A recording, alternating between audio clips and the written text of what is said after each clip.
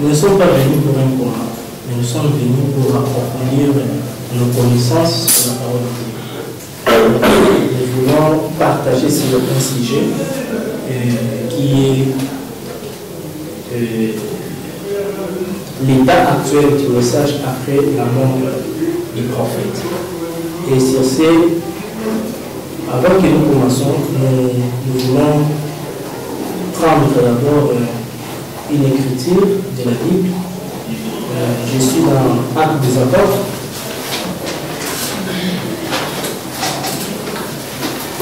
Actes des Apôtres, chapitre 5. Nous allons prendre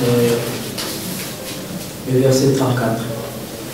Mais un pharisien nommé Gamaliel, docteur de la loi, estimé de tous les peuples, s'éleva dans le Sanhédrin et ordonna de faire sortir un instant les apôtres.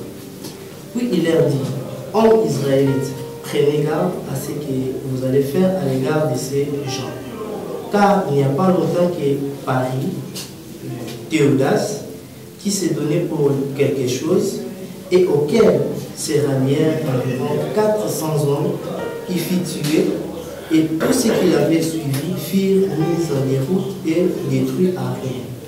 Après lui, Paris Gigas, les Galiléens, à l'époque du recensement, et il attira du monde à son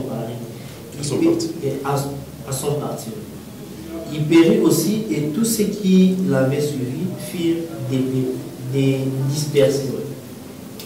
Et maintenant, je vous l'ai dit, ne vous occupez plus de ces hommes et laissez-les aller. Si cette entreprise ou cette œuvre vient des hommes, elle se détruit.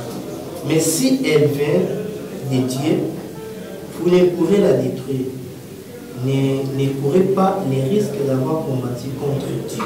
Amen. Amen. Ok. Je continue avec Père Panam. Je prends la prédication du mariage et du divorce, prêché le 21 du mois 65. Je prends le paragraphe 9. Je veux que vous soyez avec moi. Et il y a deux grandes écoles là-dessus. Et il y a des points de vie différents. Il faut soit que l'un d'eux soit juste ou aucune des deux ne soit juste. Donc, nous allons essayer de regarder la parole de Dieu ce matin. Nous sommes déjà presque le soir pour régler cela. À mon avis, si c'est une question qui a trait à la Bible, assurément que la Bible en a la réponse. Frère, il n'y a pas de projection. Ok. Je prends encore le paragraphe 64. Ici on dit, mais là où il y a une question, il doit aussi y avoir une réponse. Et maintenant, comme réponse, comme je l'ai dit cette semaine, il faut que ce soit une réponse correcte. Et si nous recevons une réponse à quelque chose et que ce ne soit pas juste, alors nous savons qu'elle était fausse. Mais on continuerait quand même à poser la question jusqu'à ce que la vraie question reçoive sa réponse. Nous aussi, nous allons poser des questions. Donc, je vous prie, mes frères et sœurs, que vous puissiez déjà commencer à préparer vos questions. Quand celui qui sera le premier intervenant va intervenir, ainsi que le second, c'est alors que nous allons mettre quelques temps pour poser nos questions. Je continue. Si on veut connaître la vérité, et comme ceci est une question biblique, la réponse devait être biblique. Nous aussi, nous croyons avec ce sujet, elle a trait avec la Bible. Et si nous voulons connaître quoi? La vérité, cela doit être dans la Bible. Nous voulons maintenant appeler le premier intervenant, qui est le frère Jérémie. Le frère Jérémie, pouvez passer.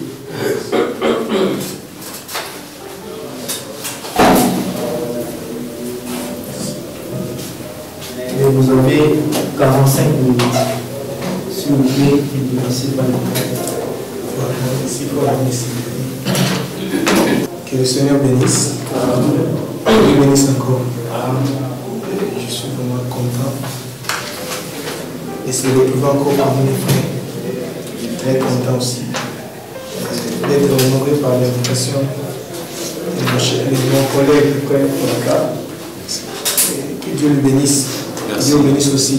Amen. Alors, nous avons un sujet avec lequel nous avons parlé ce soir. C'est l'état du message après la mort du prophète. J'ai vraiment prié. J'avais vraiment le temps d'essayer un peu de préparer ce sujet parce que dans ce sujet, c'est un sujet qui est large. C'est vraiment un sujet qui est large, qui demande vraiment des citations du prophète et qui demande la meilleure compréhension de la parole. Parce qu'il faut vraiment dire que quand nous prêchons, quand nous lisons les Écritures, donc quand nous prêchons à l'Église, à chacun Dieu a donné une capacité, selon lui, de comprendre la parole de Dieu, selon la capacité que Dieu lui a donnée. Alors, pour moi, l'état du message, après le départ de William Branham, d'abord je dirais que le message est en bon état. Parce que le message, c'est la parole de Dieu. La parole de Dieu ne sera jamais et jamais une dénomination. Au commencement était la parole, nous le savons, et la parole était avec Dieu et la parole de Dieu. Mais ce sont les églises qui se disent églises du message qui sont vraiment tombées plus bas et dans le chaos. Donc c'est un système qui est entré dans les églises du message qui a séparé les frères. Voilà un peu ma réponse sur cela. Et si on peut lire une citation, ou on peut donner une citation, nous allons voir dans les déclarations qu'il a choisi, je crois par exemple 160 ou 160, on dit les jours où quelqu'un aura l'idée de faire devenir ces messages une dénomination, il mourra. Je ne sais pas si je peux les chercher, mais pour gagner vraiment le temps, les liens d'adoration qu'il a choisi. Il dit ce message ne sera jamais une dénomination. Jamais.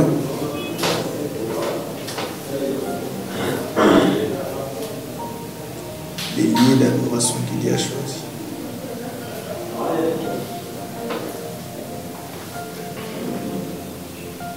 Quelqu'un aura l'idée seulement de faire devenir ce message une dénomination, il mourra. Là, la question c'est aussi les divergences. Parce que ici, les uns disent que nous croyons ceci, les autres nous croyons cela. C'est ce qui suscite beaucoup de questions. Et pour répondre par rapport à la critique, il faut vraiment dire que les divergences sont normales. C'est naturel que les gens aient des divergences. Je ne sais pas si je peux dire cela. C'est dans l'exposé des âges de l'Église. Un livre d'exposé, page 321.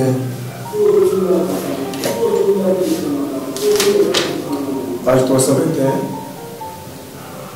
Je suis au deuxième paragraphe. Il dit chacun sait, connaissant les comportements humains, que quand beaucoup de gens embrassent une même doctrine importante, on trouvera quand même toujours des divergences de vie sur les points secondaires de cette doctrine. C'est le prophète qui parle. Il dit généralement, nous les connaissons, chacun sait connaissant les comportements humains, que quand les gens embrassent une doctrine importante, ils ont toujours des divergences, des points de vie. Nous appelons cela aujourd'hui des divergences doctrinales. Or, en réalité, ce ne sont même pas les divergences doctrinales, ce sont les divergences des points de vie. Ah, moi, je crois ceci, moi, je ne crois pas cela, moi, je crois cela. C'est normal, c'est un ordre. Même quand le prophète était vivant, il y avait toujours des divergences. Pour vrai, les frères et les étaient sortis du Branham Tabernacle à cause des divergences. Et il y a des gens qui baptisaient même au nom des frères Branham. C'était toujours des divergences. Donc Branham le dit et c'est normal. Et donc le message est normal, le message est authentique, le message est en bon état, sauf que les églises, à cause des systèmes, parce que la fois passée aussi j'ai prêché une prédication dans une quelconque église, J'avais dit quelque part, on a dit, si les gens sont détruits aujourd'hui, parce qu'ils ont dans leur tête beaucoup de systèmes ecclésiastiques qu'ils prennent pour la parole. Donc, beaucoup de systèmes qui sont dans nos têtes jusqu'à aujourd'hui, c'était des systèmes que nous avons introduits pensant que c'était la vérité. Or, ce n'était même pas la vérité. Et à cause de ça, même si on nous présente une écriture, nous n'arrivons plus à croire l'écriture à cause de ces systèmes qu'on nous avait introduits. Voyez, donc nous devons déboucher ces systèmes-là et accepter la parole de Dieu. Que Dieu vous bénisse. Amen. Et nous continuons. Nous avons dit que les divergences sont quelque chose de normal. Même au temps des frères, il y avait des divergences. Et un jour, dans ces rangées du côté de Jésus, quand voilà, lorsqu'il avait fait une réunion des hommes, il les avait dit, même au ministre, que quand vous aurez des divergences de points de vue, réunissez-vous autour d'un ancien. Et je crois que c'est ce que nous faisons. Faites des réunions des ministres. Il n'avait pas dit autour d'un prophète, autour de moi. Il dit autour d'un ancien. Il dit prenez les frères Lévi comme les frères des anciens. C'est les frères Lévi qui vont commencer à coordonner la réunion. Et il dit, lorsque vous faites la réunion et que vous ne trouvez pas des compromis, respectez-vous les uns les autres, allez de l'avant. Parce que c'est normal dit. Au fil et à mesure, nous avons des empreintes différentes. Nos visages sont différents. C'est la même manière, même nos goûts sont différents. Tous sont différents. Et même dans la parole de Dieu, nous pouvons lire la même écriture, mais moi je vois ça d'une manière différente. C'est pourquoi Frère Branham nous dit dans la prédication, qu'est-ce que le Saint-Esprit? Au paragraphe 17, je crois, il dit, peu importe la filiation, ou il dit d'abord, chaque église doit avoir sa doctrine. Parce qu'une église qui n'a pas la doctrine n'est pas une église. Et peu importe la filiation ou la dénomination d'une personne, si cette personne est née de l'Esprit de Dieu, c'est mon frère, c'est ma sœur. Il ajoute, il dit, nous pouvons être en désaccord sur d'autres choses. Autant que l'Est est éloigné de l'Ouest, mais nous sommes quand même frères. Les divergences resteront toujours là et resteront toujours, même au temps de Paul, même au temps de Moïse, il y avait toujours des divergences. Mais la parole restera authentique et elle restera toujours la vérité.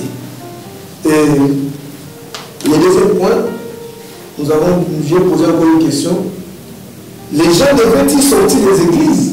Parce que si tous ces sujets-là, ça barre aujourd'hui dans les églises du message, dans le monde du message. Et nous avons vu notre précieux frère que nous respectons, le frère Joseph, qui prêche, qui nous dit de faire retourner frère Branham à la chair. Et si tous ces vents-là ici au Congo, vous connaissez la RDC, nous voulons beaucoup interpréter les choses. Et aujourd'hui, beaucoup les interprètent cela. C'est la même manière. Il ne faut plus aller dans les églises, il faut faire comme ça, comme ça. Mais si on peut dire un peu les prophètes concernant ces sujets, parce que c'est un sujet aussi capital, très important. Prenons à qui irions-nous?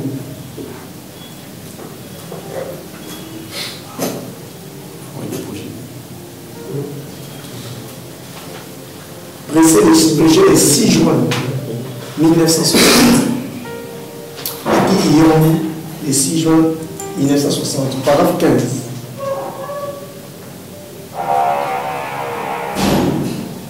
Frère dit, eh bien, il y a un chemin qui, d'après ce que pensent les gens, peut mener au ciel. C'est le chemin qui consiste à mener une bonne vie. Mais c'est une erreur. Vous n'arrivez pas au ciel pour avoir mené une bonne vie. Les gens sous la loi de Moïse menaient une bonne vie. Et puis, il y a un chemin, l'Église. Il dit, nous cherchons à aller au ciel par l'Église. Voilà, dit. Mais l'Église, quelque bonne soit-elle, et je pense que chaque personne devait être membre d'une Église. Mais l'Église, quelque bonne soit-elle, n'est toujours pas le chemin. Amen. L'Église ne peut que vous montrer le chemin, mais c'est Jésus qui est ce chemin-là. Amen. Prenons toujours dans cette même question, si les gens pouvaient sortir des églises, dans la prédication, les temps et les signes de l'union.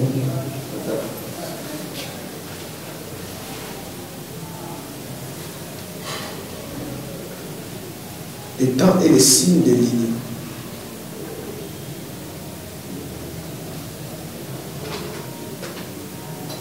là où les prophètes étaient encore en train de parler de ça.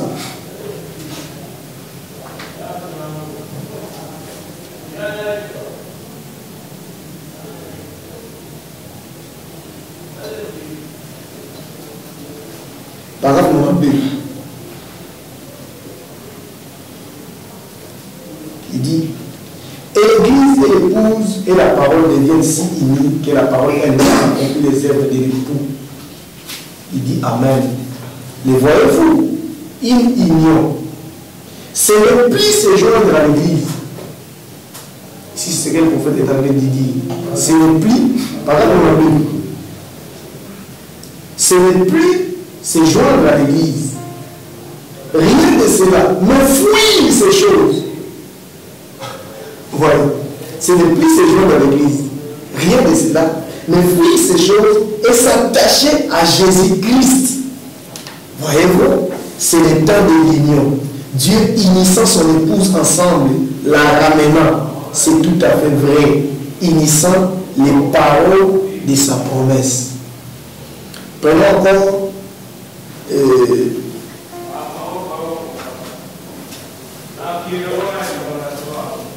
nous pouvons encore prendre autre chose. Est-il ne le sait pas?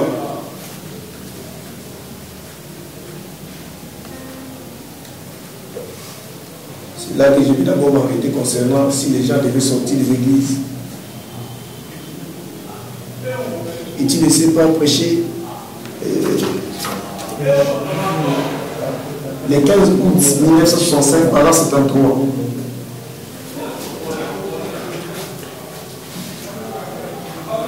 Il dit, et bien maintenant vous voyez, et entre dans cette secte-là, ou clan, toutes les églises sont des clans, toutes, c'est tout à fait vrai. Ce ne sont que des loges où les gens se rassemblent en tant que membres. Et elle va là, eh bien, ça lui convient parfaitement. Maintenant, si vous mettez à lui, dire ce que doit faire, elle ne vous écoutera pas. Si vous le lui montrez dans la Bible, elle n'écoutera pas cela. Maintenant, mon cher frère ou ma chère sœur, encore juste une ou deux commentaires avant de terminer. Dans un quart d'heure, il sera temps de sortir dans 15 minutes. Donc, Frère Marie avait dit ici que toutes les églises, ce sont des loges, ce sont des clans où les gens se réunissent. Et les gens des églises, lorsque vous lui parlez de la parole de Dieu, et surtout aujourd'hui, les gens ont plus confiance aux églises qu'à la parole de Dieu. Donc quand vous dites quelque chose à quelqu'un, que la parole de Dieu dit ceci, va vous répondre que notre église ne croit pas à ça. Et il reste avec ça, que nous chez nous on ne croit pas à ça, même si vous présentez les critiques, on ne croit pas à ça. C'est pourquoi Frère Branham dit qu'aujourd'hui c'est l'église qui s'éloigne, c'est l'église qui détourne l'homme du droit chemin. C'est dans le règne de Satan. Il faut le dire aujourd'hui, Satan séduit les gens par l'église. Aujourd'hui, l'église détourne l'homme qui veut être un fils de Dieu. Mais l'église détourne du droit chemin. C'est là que nous devons être très prudents. C'est là que plus tard, Frère Branham a dit, nous devons fuir ce système. Parce que j'ai une citation ici, si je peux les retrouver, Frère Branham dit, dans l'église d'adoration que Dieu a choisi, prenons cela d'abord. Prenons cela d'abord. L'église d'adoration que Dieu a choisi.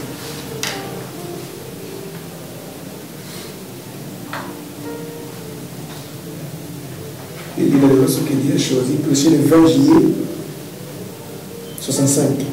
C'est ça. Au paragraphe 71.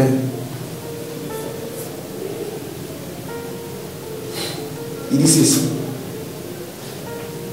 Les amis, je ne veux pas blesser les sentiments, mais je suis responsable d'un message. Et ce message, c'est sortez de cette souillie. Ici, c'est le messager qui parle.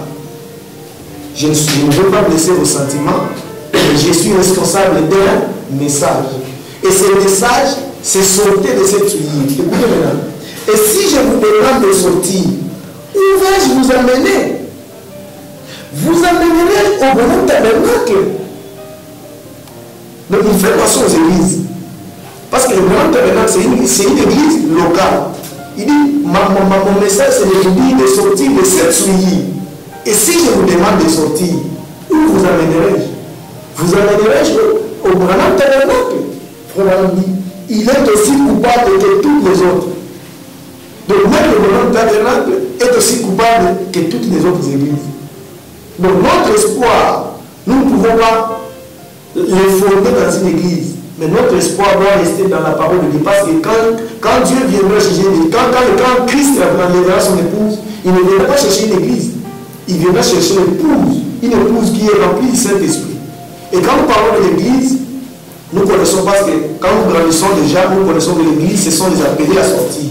Mais ici, nous parlons des maisons, des églises locales. Et le prophète nous dit de fuir ces choses. Donc, en d'autres termes, si nous allons dans d'autres citations du prophète, nous verrons qu'il est en train d'expliquer. Je ne vous dis pas de sortir de vos églises, mais je vous dis de sortir de ces systèmes, de sortir de la dénomination, parce que la dénomination, c'est un système. Comme on dit par définition, la dénomination, c'est un système de normes contrairement à la parole de Dieu. Donc, lorsque vous commencez déjà à adopter des systèmes dans une église, ces systèmes-là qui sont contraires à la parole de Dieu, automatiquement, c'est une dénomination. Et beaucoup d'églises que nous voyons comme églises interdénominationnelles. Mais si nous entrons à l'intérieur, nous trouverons que c'est une église dénominationnelle. Parce que ce n'est pas les églises du message qui ne seront pas une dénomination. C'est seulement les messages qui ne seront pas une dénomination. Et aujourd'hui, nous voyons que même les églises du message sont devenues des dénominations. Et ce ne sont pas seulement les églises, même les frères du message sont devenus des dénominationnels. Parce que la dénomination, c'est un esprit. Dès que vous avez en vous l'esprit qui vous fait agir, qui vous fait accepter, qui vous fait croire des choses qui sont contraires à la parole de Dieu, vous êtes déjà devenu un dénominationnel. Amen. Amen. Il y a beaucoup de signes qui parlent de cela. On dit dans les signes du 28 février 64, paragraphe 47, il dit nous devons sortir. Il dit nous sortons de là de l'église. Donc ce n'est plus bon. Cela veut dire qu'à un certain moment, c'était ça. Aller trouver l'église, c'était tout ça. Pour aller au ciel, il faut l'église. Mais à ce moment où nous sommes arrivés, ce n'est plus maintenant se joindre à une église. Mais aujourd'hui, c'est se joindre avec Christ. Or, Christ aujourd'hui, c'est la parole. Donc, une fois que nous nous joignons à la parole de Dieu, c'est ça la chose importante. Au lieu de commencer à défendre les églises comme font les autres, comme beaucoup de gens le font, ils défendent l'église comme si, donc pour lui, c'est l'église ou rien. Vous-même, vous voyez les gens qui circulent dans les églises du message. Les autres vont dire que c'est Branham Mounier. Les autres vont dire non, nous ce n'est pas Branham Mounier, nous c'est Jésus. Vous voyez que c'est un esprit de combat. Et c'est un esprit dénominationnel. Et nous devons sortir de ce système-là, nous devons quitter, nous devons fuir ce système pour entrer réellement en Christ. Parce que si nous sommes réellement en Christ, c'est le lieu de sécurité. Parce que Branham dit, je n'ai jamais, ici, je vais d'abord lire ça, pardon, veuillez m'excuser.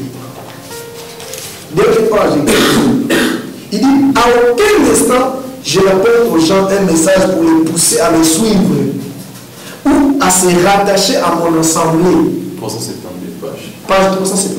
Excusez les citages. Ou à fonder un groupe, une organisation. Je n'ai jamais fait cela et je ne le ferai pas maintenant. Je n'ai pas d'intérêt pour ces choses. J'ai en revanche un intérêt pour les choses de Dieu et pour les gens. Et je serai satisfait. Écoutez, frère Branham, je serai satisfait si je peux réaliser une seule chose. Et cette chose, c'est de voir s'établir une relation spirituelle, véritable, entre Dieu et les hommes, dans laquelle les hommes deviennent de nouvelles créatures en Christ, remplis de son esprit et vivant selon sa parole. Il dit, j'adresse à tous une invitation, un appel et un avertissement pour que vous écoutiez sa voix maintenant même et que vous lui abandonniez entièrement votre vie, comme je suis certain de lui abandonner tout ce que j'ai. Que Dieu vous bénisse et que ça vous réjouisse votre cœur. C'est ça l'intérêt du prophète. Ce n'est pas amener les gens à l'église. Ce n'est pas voir des églises amener les gens parce qu'aujourd'hui nous faisons des évangélisations. Et j'ai fait un constat. Si nous avons des querelles, nous avons des combats, nous les prédicateurs, et surtout nous les pasteurs des églises, si nous avons des luttes, parce que nous luttons pour les croyants, je vous dis vrai, quand je vois quelqu'un qui prie chez frère, quand les croyants qui prient chez moi, quitte chez moi, et part chez le frère Polycarpe, déjà dans mon cœur, je vais déjà commencer à dire, je vais déjà des problèmes avec le frère Polycarpe, même si je ne parle pas comme ça. Mais dans mon cœur, j'aurai des problèmes. Parce que, à cause de quoi? Parce que nous emmenons les gens dans nos églises. Or, l'objectif, ce n'est pas avoir une église de 1000, 5000, 10 000 croyants. Mais l'objectif, c'est d'amener les gens à Christ. Parce que si quelqu'un devient chrétien, peu importe où il va partir, cela ne le concerne pas. Il suffit qu'il ait déjà entré dans le corps de Christ. Amen. Je peux continuer. Oui. Ok, le troisième point aussi important, dans ce que vous dit, si vous lisez dans l'esprit de vérité, si les gens devaient sortir de l'église, il faut qu'on dit que les gens devaient sortir des systèmes. Donc, si vous lisez dans les dogmes de Satan, paragraphe 24, 64, 43, 97 et 100, vous verrez les provenants qui dit les gens adorent le diable par l'église. C'est là qu'il faut qu'on avait dit ça. Les gens adorent le diable sans le savoir. Et ils adorent le diable par l'église. Donc les gens partent à l'église, ils adorent en pensant qu'ils adorent Dieu. Or en réalité, ils adorent le diable. Comment? En adoptant des choses contrairement à la parole. Et n'oubliez pas, si nous avons la mort aujourd'hui, c'est parce qu'une seule personne avait dit une petite partie de la parole. C'est ce qui a introduit la mort. C'est pourquoi la parole est, même si vous ne la comprenez pas, croyez-la simplement. Allez de l'avant. Même si je ne comprends pas comment ça va se faire, je ne sais pas. Pourquoi Dieu a dit ça, je ne sais pas. Moi, quand on me lit la parole de Dieu, je crois, je dis Amen, je vais de l'avant. Comment je la vivrai, je ne sais pas, ce n'est pas mon problème. Amen. Et les esprits sanitaires, encore, il faut quand même parler de ça. Des systèmes des églises. Même l'a exposé, nous avons dit ça. Maintenant, le troisième point dont je vais parler, doit-il y avoir un autre prophète messager après le départ de William Branham? C'est ça aussi le problème. C'est avec ça que nous partageons souvent avec les frères polis. Doit-il y avoir? Parce qu'aujourd'hui, nous avons beaucoup de prophètes messagers. Beaucoup de remplaçants de William Branham. J'étais en train de causer avec un frère qui m'a introduit dans un groupe, le frère de Campou Philippe. Ils sont là avec les écritures du prophète. Ils disent qu'il faut il doit venir un prophète après lui. Vous connaissez les tendances qui sont dans les messages concernant cette question. Et c'est une question très capitale. Et comme le frère avait dit la citation, s'il y a une question, il doit aussi avoir des réponses. Et si c'est une question scripturelle, ça doit aussi avoir des réponses scripturelles. Amen. J'aime vraiment cette question et je prie beaucoup pour ça. Je lis aussi que Dieu nous aide parce que vraiment nous a dit si vous lisez quelque chose et que vous ne comprenez pas, il n'a pas dit avec quoi le passer pour qu'il puisse vous expliquer. Voilà, n'a jamais dit ça. Il dit priez, le Saint-Esprit va vous révéler sa parole. Donc, c'est ça la question importante. Doit-il y avoir aujourd'hui un autre prophète messager après le départ de William Branham? C'est ce que je dis. Conformément à la parole au message, j'ai dit et je le dis clairement non. Il ne peut pas y avoir un autre prophète messager après le départ de William Branham. Si vous me demandez, doit-il y avoir un autre prophète, je dirais oui. Oui, il doit y avoir un autre prophète. Est-ce que ce prophète sera un prophète messager? Non. Non et non. Alors nous allons parcourir les Écritures. C'est rangé du côté de Jésus. Je vais commencer par là.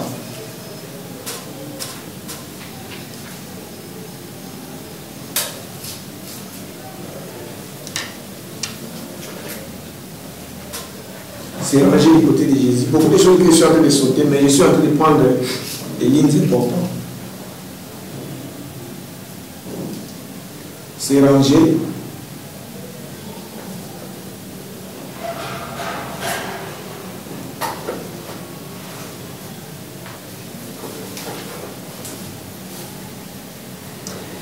Je prends d'abord au paragraphe 42. Nous prenons d'abord l'idée du prophète. Souvenez-vous, Frère Branham avait dit il y a trois choses qu'on ne peut pas faire dans les Écritures. On ne peut pas mal placer l'Écriture, on ne peut pas mal interpréter l'Écriture, et on ne peut pas disloquer l'Écriture. Il a parlé de ça dans Christ élevé dans sa propre parole. Trois choses. Donc c'est pourquoi aujourd'hui les gens ont les Écritures, ils lisent les Écritures. Mais où est-ce que vous placez cela? Avec les Écritures que les gens lisent aujourd'hui, on presse déjà nous sommes dans l'enlèvement. Déjà l'enlèvement est déjà passé. Avec les Écritures, les gens disent que nous sommes déjà dans le millénium. Avec les Écritures, les gens disent que Jésus est venu. D'autres disent qu'il n'est pas encore venu. Toujours avec les Écritures. Et quand moi j'ai fait la réflexion, j'ai prié et j'ai compris que ce sont les Écritures qui sont mal interprétées et mal placées. Donc quand le prophète a fait de parler de ça, parce qu'il y a une différence entre dire la chose et l'accomplissement de la chose. Et frère, on va plus loin, il dit l'écriture peut s'accomplir d'une manière spirituelle et d'une manière physique. Une seule écriture peut avoir plusieurs interprétations et plusieurs applications. C'est frère Maman qui le dit. Donc lorsque vous lisez l'écriture, frère Maman vous allez le parler dans quel angle? Parce que si nous retournons, c'est la guerre seulement est tombée. Si nous retournons dans qui dites-vous que c'est? Au paragraphe 26. Frère Maman dit, souvenez-vous, nous ne construisons pas un mur, mais nous construisons un édifice. L'édifice, c'est cette maison ici. Il dit, tout le monde peut construire un mur droit. Parce que même vous n'êtes pas dans la même maçon. Si on vous disait de construire un mur droit, vous allez construire. Mais frère Maman dit, le point survient au moment de construire l'angle. Frère Maman dit, quand vous construisez l'angle, c'est là que on va voir si vous êtes un véritable maçon. Parce que ce n'est pas n'importe qui construit l'angle. Moi, j'ai fait la construction. Lorsque nous avions commencé à aller dans les chantiers, mon maître qui avait commencé avec moi, c'était le maître Manzo. Je ne sais pas si vous le connaissez, il faut les connaître. Vous le connaissez. Alors, son fils était mon ami Caleb. Comme il était mon ami, on partait avec lui dans les chantiers. Donc, celui qui était comme les contre-maîtres, quand le maître Manzo n'est pas là, c'est son fils. Alors, qu'est-ce que le maître Manzo faisait? Lorsque vous avez un chantier, comme il avait beaucoup de chantiers, il viendra avec vous le matin, tôt le matin, il construit les angles. Il construit les 4 angles. Lorsqu'il les construit, il met les ficelles. Il part. Il vous dit construisez. Vous-même, vous allez seulement construire des ficelles. Vous allez seulement suivre les ficelles. Parce que les ficelles, là, vous donnent tout. On est des méditants. Parce que pour construire un angle, c'est très difficile. Et il faut maintenant dire que même dans ce message, nous ne construisons pas un mur droit. Nous construisons un édifice où il y a des angles. Il dit c'est facile quand j'avais commencé. C'est fort à nous qui le dit. C'est facile quand j'avais commencé. Avec la guérison divine, avec les discernements, tout le monde est recevé. Mais maintenant, il dit maintenant j'ai un message. Et je crois que lorsque je vais proclamer ce message, 10 000 de mes amis peuvent me quitter. Et peut-être que je n'aurai plus de parrainage. Parce que c'est un message que je dois dire, que je dois prêcher. Il dit quand j'avais commencé, c'était facile. Avec la guérison divine, tout le monde avait besoin de lui. Mais lorsqu'un jour il s'était assis sur la pierre, il a déclaré que si vous ne buvez pas mon sang et vous ne mangez pas ma chair, vous n'êtes pas digne de moi. Les gens ont volé. Vous voyez? Donc ce message a des angles, a des points. C'est ce qui font que beaucoup de gens tombent. Et c'est pourquoi le messager était très sage. Il avait une vie d'avance. C'est pourquoi il a dit, vous les jeunes gens, n'allez pas dire que frère Branham a voulu dire.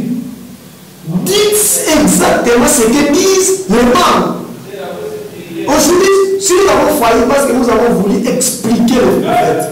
Ah, le prophète a voulu dire ceci. Nous voulons faire sortir le mystère de nous-mêmes.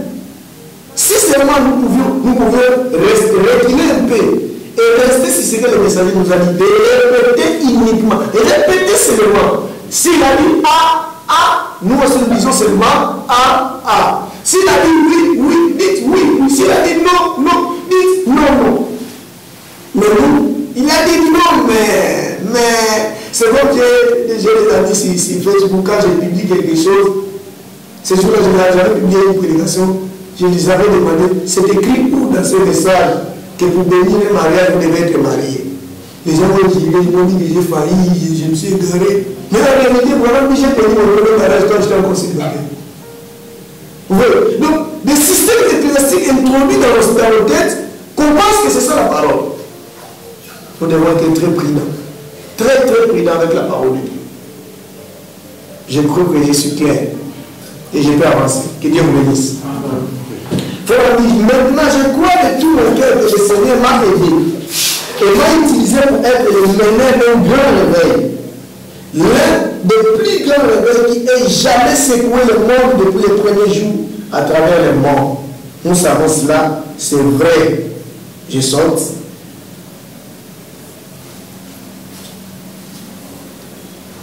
Pour vous donner l'idée,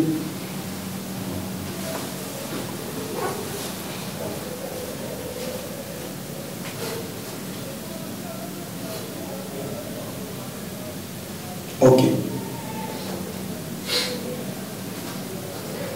61.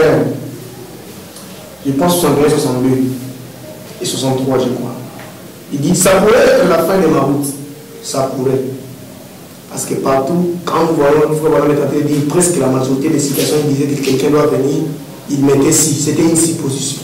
Ce que j'ai ressenti, si c'est le cas, quelqu'un doit venir. Même dans l'esprit de vérité, il dit, si c'est le cas, il se lèvera quelqu'un après moi qui continuera avec le message. Il n'a pas dit qu'il viendra avec un autre message, mais qui continuera avec le message. Là, on devons aussi être très prudent. Il dit, ça pourrait être que c'est la fin de la route. Ça pourrait être l'avenir, ça pourrait être l'avenir du Seigneur. Ça pourrait être le changement du jour. Ça pourrait être l'avenir de ces puissants hommes. C'est là que nous sommes. Ça pourrait être l'avenir de ces puissants hommes. Ça pourrait, si ça doit être un autre, si ça doit être un autre, si ça doit être un autre, en dehors de ce qui est déjà venu, ça pourrait être cela. Ça pourrait être toutes ces choses auxquelles nous pourrions nous référer. Et pendant que je me tiens ici ce soir, devant Dieu, devant vous, frères, je ne sais rien. Je ne saurais pas vous le dire. Si je le savais, je vous le dirais. Sinon, je n'aurais pas mentionné, soulevé quelque chose comme ceci. Et si je ne savais pas comment, si je savais comment la chose se passe, je le dirais. Mais je ne sais rien. Je ne saurais le dire. Immédiatement, je m'en vais aux réunions sans la honte de conduite. Je veux parce que je ne veux pas m'asseoir là-bas. J'aime aller dans les bois comme n'importe qui. Si là-dessus je suis dans le rêve, que Dieu me pardonne. Il y a trois choses qui pourraient m'arriver. Il y a trois choses qui pourraient m'arriver. C'est soit la fin de ma route pour permettre à cet autre d'entrer en scène. Il y a trois choses qui pourraient m'arriver. Soit c'est la fin de ma route, mon bien maintenant, pour permettre à cet autre d'entrer en scène. Je lui ferai le chemin pour qu'il prenne la relève. Parce que rappelez-vous, celui qui vient prêcher se tiendra sur la parole. Restaurer la foi des enfants à leur père. Or, celui qui vient restaurer la foi des enfants au père, c'est seulement Malachika. Amen. Amen. Je crois que je suis dans la parole. Tous nous connaissons que Malachika viendra faire un travail. C'est quoi? C'est ramener la foi des enfants vers le Père. Et on dit que si c'est le cas, si je vais mourir, donc cet autre-là va venir. C'est puissant homme. Parce que c'est puissant homme viendra ramener le cœur des enfants au Père. Et quand nous avons essayé de rendre un service à Dieu sans que ce soit la volonté de Dieu, par exemple, descend une bouse. Il dit, nous avons eu des Élis, des Tiniques d'Élie, des Parmésies d'Élie. Mais Élie d'aujourd'hui, c'est le Seigneur Jésus-Christ lui-même. C'est pourquoi quand je monte plus loin, j'ai dit aux gens de Branham de voir les messagers de l'âge. Les messagers de l'âge, c'est le Seigneur Jésus-Christ lui-même qui a pris le corps de William Branham. C'est lui le messager. Parce que beaucoup de gens aujourd'hui, comme hier, là-bas, quelqu'un publié sur Facebook que le Saint-Esprit c'est William Branham. Parce qu'il a dit quelque part, Branham dit que le Saint-Esprit c'est le messager. Donc lui il dit que quand le Saint-Esprit c'est le messager c'est William Branham. Or, en réalité, le messager de cet âge, c'est le Saint-Esprit lui-même, c'est le Seigneur Jésus-Christ lui-même qui a utilisé un prophète. Il dit pour que cet homme vienne, parce que lorsque cet homme-là viendra, il viendra ramener le cœur des enfants au Père. Et celui qui ramène le cœur des enfants au Père, c'est Malachika. Il continue. Il dit, ça pourrait être la fin de ma route. Il se pourrait qu'il soit en train d'opérer un changement dans mon ministère pour vous et pour à l'évangélisation outre-mer. Ou peut-être qu'il ne m'appellera plus comme évangéliste et qu'il va me mener quelque part dans le désert pour moi afin de m'envoyer comme les promis. Et les promis c'est qui? C'est Malachika. Parce que lorsqu'il avait commencé, il avait dit fais l'œuvre d'un évangéliste. Ici en 1972, c'est dans plusieurs rochers, même dans Étienne, mais c'est le temps de la fin. J'avais voulu venir avec un dossier, mais j'ai vu que c'est une charge. Je savais que vous aviez des téléphones. Moi, je n'en avais pas. Pour on dit dans quelle est l'attraction fondamentale. Lorsqu'il avait dit à sa femme, il dit, mais je sens quelque chose qui me pousse d'aller à l'ouest. Mais avec ce que je ressens,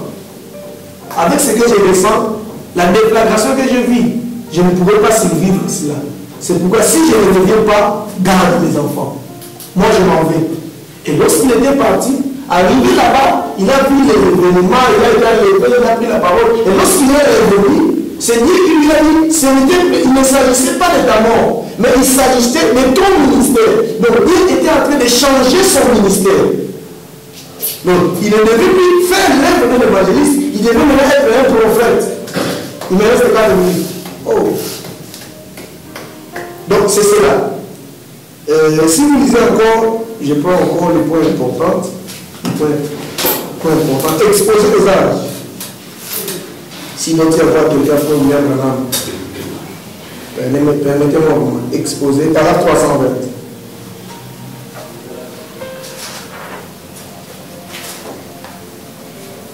Moi, je prends directement 321. Je prends seulement 320, je vais commencer à sauter. Il dit, or, excusez-moi, ce messager prophète du dernier jour aura une telle puissance devant le Seigneur qu'il y en aura qui les prendront pour le Seigneur Jésus. Au temps de la fin. Pour le Seigneur Jésus, au temps de la fin, il y aura un... Bon, je saute. Il n'est pas le fils de Dieu, il est un frère. Avant de conclure cette section sur les messagers de l'âge de l'église de Laodicée, nous devons considérer sérieusement les deux pensées suivantes. Premièrement, cet âge aura un seul. Cet âge aura un seul messager prophète. D'Apocalypse 10. C'est frère Branham qui le dit. Quand il au singulier sonnerait la trompette, le mystère de Dieu s'accomplirait. Donc cet âge aura un seul messager prophète. Et au page 321, il dit, je ne lis pas qu'il y aura des prophètes dans cet âge. Branham ne dit pas qu'il y aura des prophètes. Je ne dis pas qu'il y aura des prophètes comme à l'époque de Paul. Oui, il dit un prophète nommé Agabus qui prophétisa une famille. Je suis d'accord que c'est vrai. Mais Branham dit, mais je lis. Frère Branham est en train de nier. Je lis en vertu du témoignage infaillible de la parole, qu'il y ait plus d'un seul messager prophète majeur. Il ne sera pas plus d'un seul, il sera un. Et c'est lui le messager prophète. Nous ne disons pas, si vous voulez être le prophète, si les gens veulent être le prophète, qu'ils soient le prophète. C'est normal, c'est un ordre, c'est la parole. Le frère Branham dit, j'ai lu qu'il n'y aura pas plus d'un seul messager prophète dans cet âge qui révélera les mystères qui sont contenus dans la parole et qui a le ministère de l'année lequel les enfants opèrent. Et frère Branham, j'avais dit dans la 7e sur dans le premier 7e sur de lui, il dit le messager de cet âge aura le ministère de la pierre et fête. C'est frère Branham qui le dit.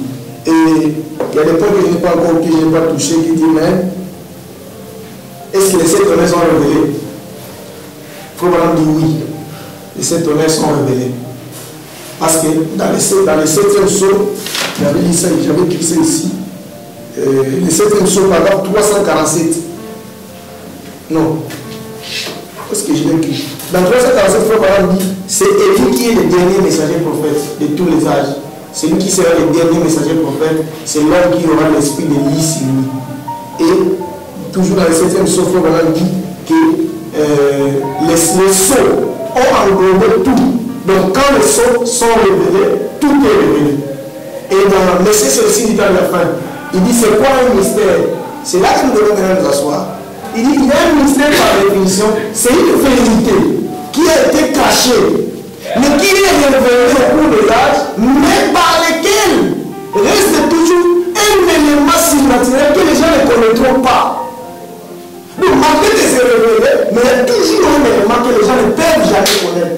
C'est réservé pour Dieu seul. Donc, je peux vous donner des citations, vous allez lire. S'il doit y avoir un prophète messager, c'est le réveil du soleil.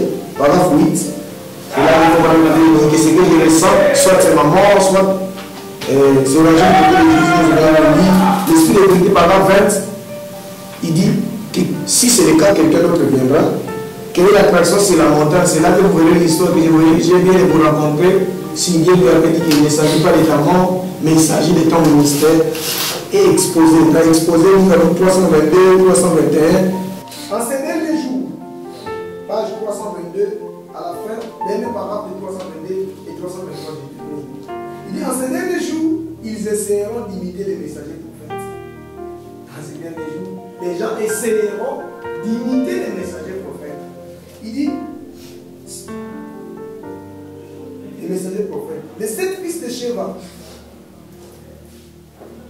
Non. Ouais. Les 7 fils de Sheva ont essayé d'imiter Paul. Simon le magicien a essayé d'imiter Pierre. Ces imitations seront charnelles. Tous ces imitateurs-là ne produiront jamais ce que Branham a produit. Quand le prophète dira que le réveil est déjà terminé, ces gens s'en iront proclamer partout une grande révélation. Nous avons encore autre chose. Disant que ce qu'on les gens est tout à fait juste et que Dieu va faire encore des choses plus grandes. Donc ils disent que le message c'est bien, mais Dieu va encore faire d'autres choses. Vous allez nous avertir ici. Ce sont les faux prophètes qui les diront. Il dit, et puis merveilleuse parmi les gens. Et les gens s'y laisseront prendre. Ces mêmes faux prophètes proclameront que le messager du dernier jour n'est pas un théologien. Et que par conséquent, il ne faut pas l'écouter. Et ils ne pourront pas produire la même chose que les messagers. Ils ne seront pas confirmés par Dieu comme ces prophètes du dernier jour. Mais avec leurs phrases, grandes phrases empoulées et le poids de leur célébrité universelle, ils mettront les gens en garde pour qu'ils n'écoutent pas cet homme, dont entre parenthèses les messagers, et diront qu'il apporte un faux enseignement. Ils marchent parfaitement dans les voies de leur père, les pharisiens, qui étaient des diables, car ils disaient que Jean et Jésus enseignaient tous les deux les rêves. Or, pourquoi ces faux prophètes s'opposent-ils au vrai et jettent-ils les discrédits sur son enseignement? C'est bien à prévoir. Puisque c'est ce qu'ont fait leurs prédécesseurs dans Dakar, quand ils se sont opposés à Miché. Ils étaient 400 et ils étaient tous le même accord. Et comme ils disaient tous la même chose, ils ont séduit les gens. Mais un seul prophète, un seul avait raison et tous les autres avaient tort. Parce que Dieu avait confié la révélation à un seul. Prenez garde aux faux prophètes, car ils sont des lourds ravisseurs. C'est que c'est. Avec ce genre de sujet, normalement, on devait être tel et tel, mais ça va. Je prends la prédication de Feu Branham, Hébreux chapitre 6, deuxième partie. Hébreux chapitre 6, deuxième partie, au paragraphe 219. Je vais faire le mieux pour. Je pense que je vais beaucoup lire, et à la place de beaucoup parler, je pense que je vais beaucoup lire. C'est important. Paragraphe 219, déjà. Hébreux chapitre 6. Oui, Hébreux chapitre 6, deuxième partie. C'est comme mon introduction. Feu Branham dit ceci. 219. Paragraphe 219. Feu Branham dit ceci. Et j'ai dit à Frénéville il y a quelques minutes, nous abordons la partie où les gens se grattent la tête en disant je ne crois pas ça. Vous voyez, voilà le genre de choses que nous abordons. Voilà ce que nous aimons. Nous aimons des choses qui font à ce que les gens grattent la tête. Un ministre m'a dit, il a dit, eh bien j'ai l'impression qu'on va beaucoup se gratter la tête. J'ai dit, c'est ce que nous voulons faire. Et moi aussi je crois que c'est ça que je veux faire. Oui, je vais dire des choses qui feraient que... Mais nous allons lire Feu Branham.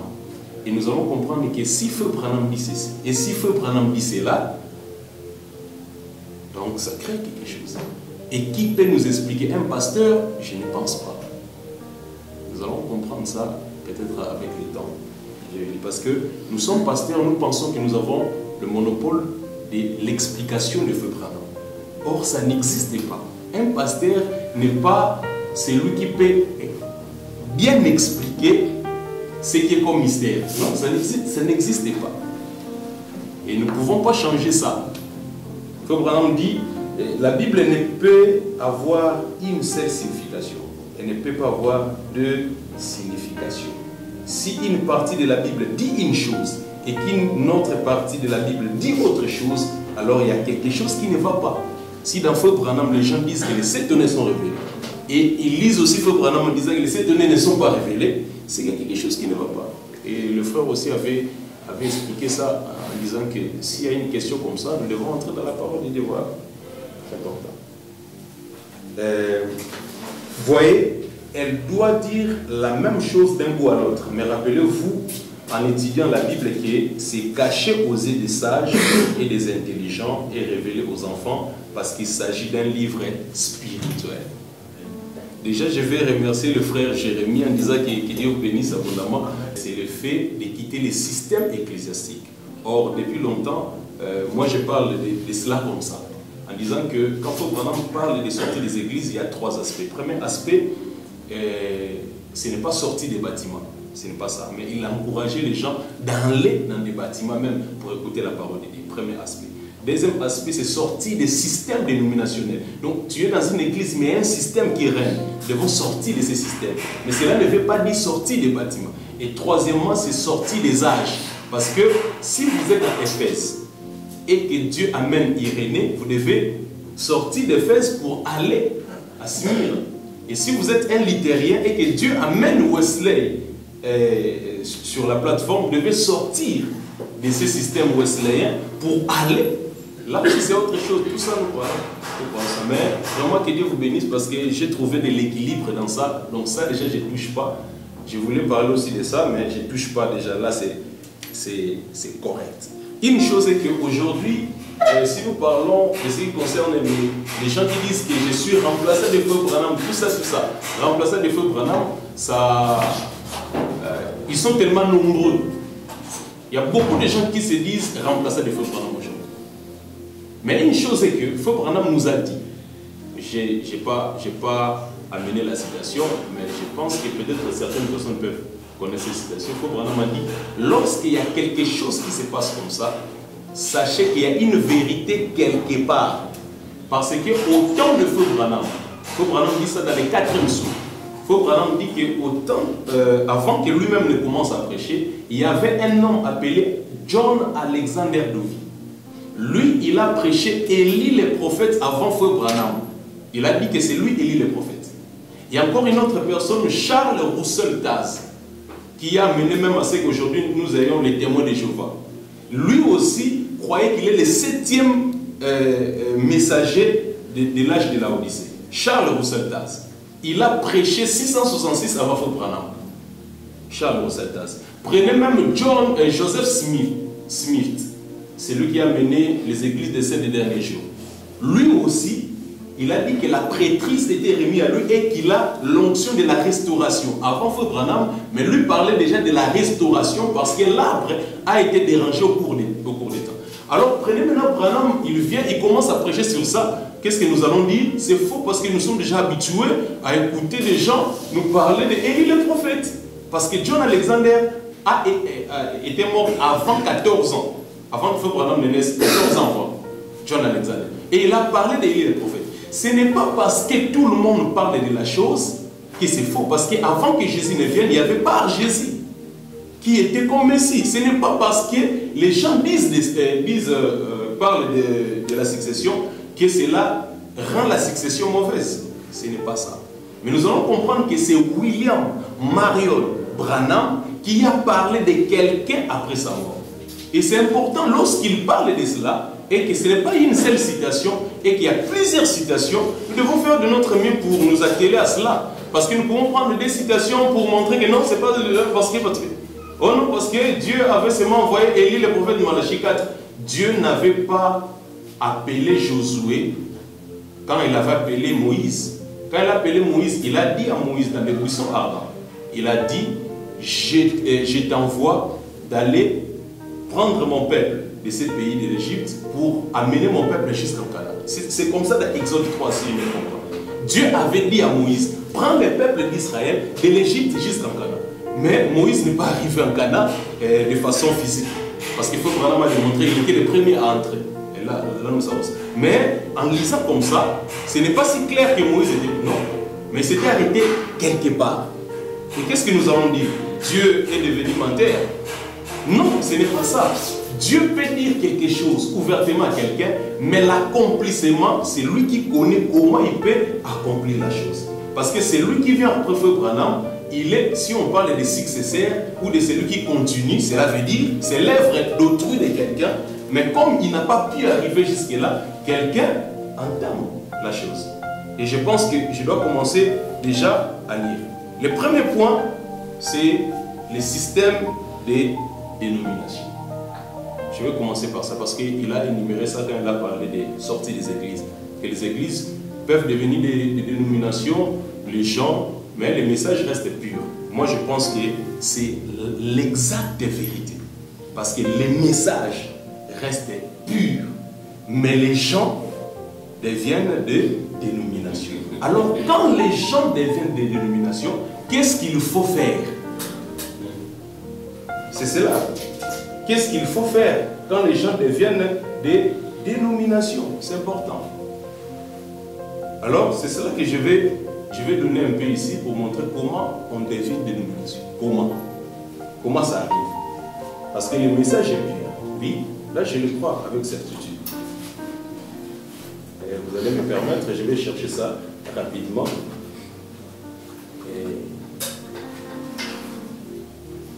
Ok. Frère Branham prend dans la prédication, pourquoi nous ne sommes pas une dénomination? Au paragraphe 111, je sais qu'il y a beaucoup de points ici, mais aussi ça va sauter. Pourquoi nous ne sommes pas une dénomination? Paragraphe 111, Frère Branham dit ceci. Maintenant, nous voulons aussi vous faire remarquer autre chose ici. C'est qu'une dénomination, on constate aussi que dans l'Écriture, la Bible ne parle jamais des dénominations. Les dénominations sont venues de l'Église catholique. Les dénominations sont venues de l'Église catholique. Elle est la première mère des dénominations. Et l'une après l'autre. Les dénominations se sont succédées. Bon, ceci va piquer un peu là.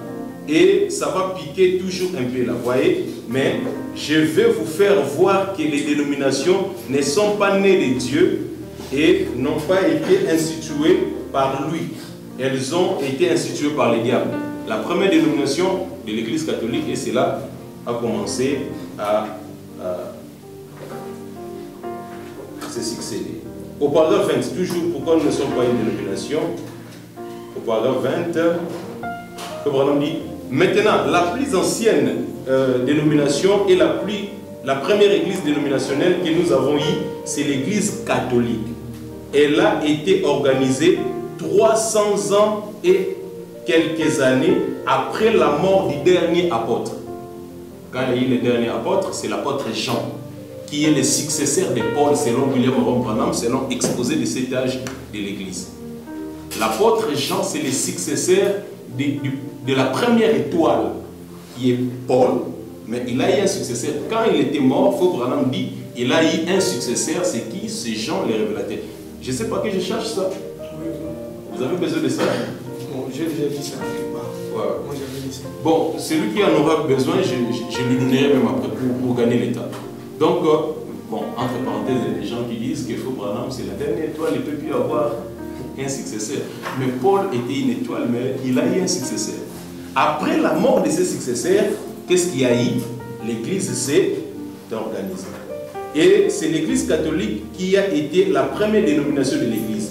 Et les églises protestantes sont les dénominations qui sont sorties d'une dénomination. La première réforme a été celle de Luther. Bon, je pense que je dois directement prendre tout droit. Elle a la première dénomination déjà, l'église catholique.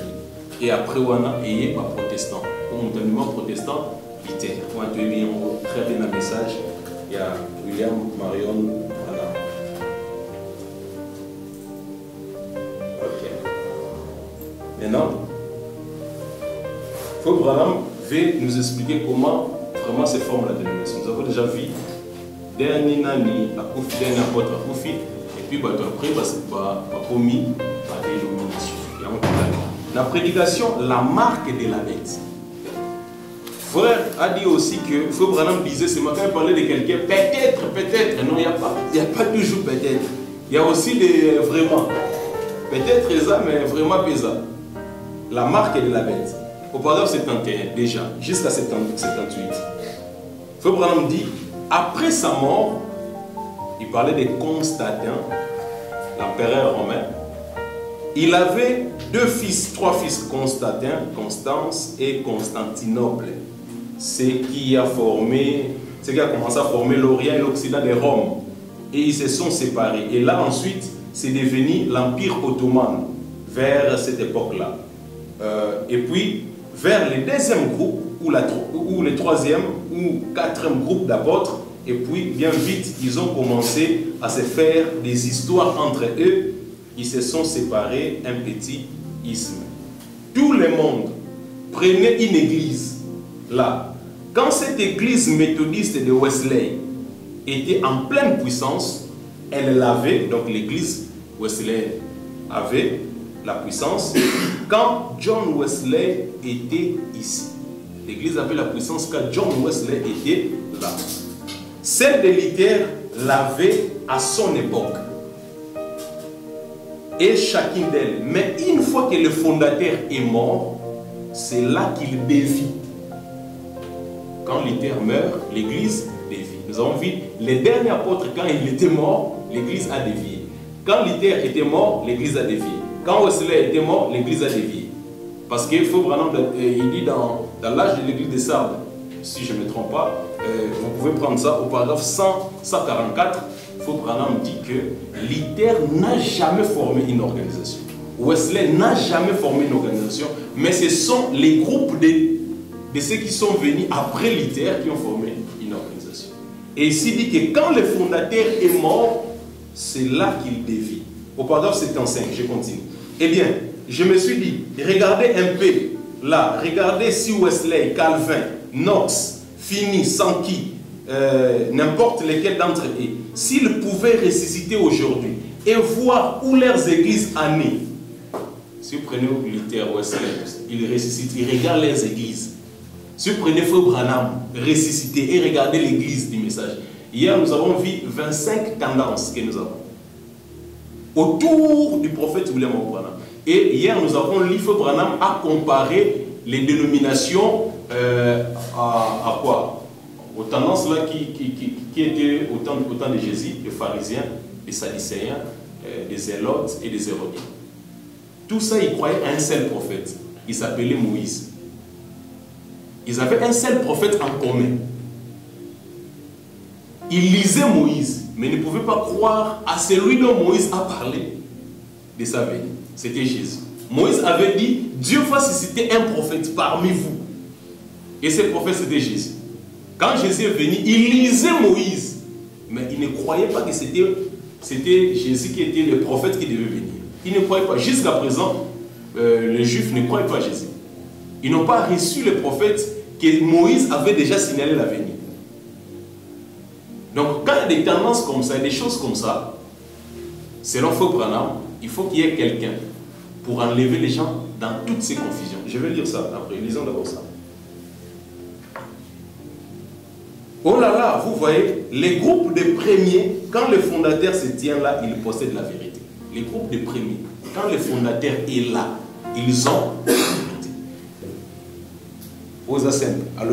Et si c'est le cas, je vous quitterai pour des bons. Nous ne serons pas deux ici en même temps. Voyez, si c'est le cas, lui va croître, moi je vais diminuer. Déjà, une chose, c'est ça qu'il dit, il se pourrait que nous sommes maintenant à l'heure où cette personne dont nous attendons l'entrée en scène peut entrer en scène. Et si c'est le cas, je vous quitterai pour des bons. Maintenant, s'il faut vraiment nous quitte pour des bons, cela veut dire quoi? Nous avons été dans la dédiction. Parce que la dédiction, mais tout ça, là, on parfois trop la parole de Dieu, mais à faux. Donc, la dédiction, il faut vraiment. Alors, il se pourrait que tu oses la moutoune. Mais ce que ça moutoune, il faut quitter pour des bons parce que tu as deux en même moment. faut Branham nous quitte. Alors, tu vois la tête pour nous remarquer, avec ce que tout là quelque chose s'est passé. Alors, le 7e saut, alors le 17 tonnerre, alors bien il y a monté. Alors, monsieur, tu vas forcer faut Branham monter pour nous remarquer, aïe bien mon cac. Et ça m'a présenté. Donc, et là, on a précisé, voilà, et pas frère, et ça que faut Branham à jamais que vous allez révéler à l'oba monter. Mais quand on a le 7e soir, et vous allez révéler à peu près la temps où Jésus Christ a quitté pour nous épouse. Quand on a le 7e soir, on a le pour notre terre. Donc, ils sont censés à la révéler. Mais celui qui te dit qu'il n'y a pas faux Branham, il y a que 7e saut et 7e saut, il y a un mot qui a révélé. Que 7 tonnerre, il y a un mot qui a révélé. Mais à Prométhée, il faut la révéler, tout c'est là. La réponse ne répond pas. Il faut se donner.